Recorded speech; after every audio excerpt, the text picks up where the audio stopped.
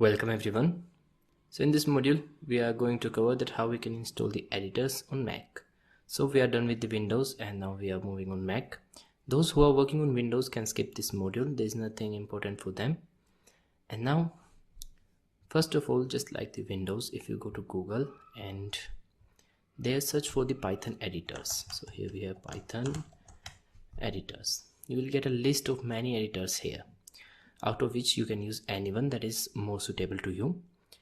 But in this course we are going to use the Atom, that is for basic Python and some desktop applications, and then Jupyter for the data analysis and data visualization. But again, you can use any of these. There is no foundation for you. The one you find more suitable and easy to use, you can check that one. So from the very next video we are going to learn that how we can install the Python on Mac, and then we will install the Atom and then Jupyter notebooks. So thanks for watching and I will see you in the next video.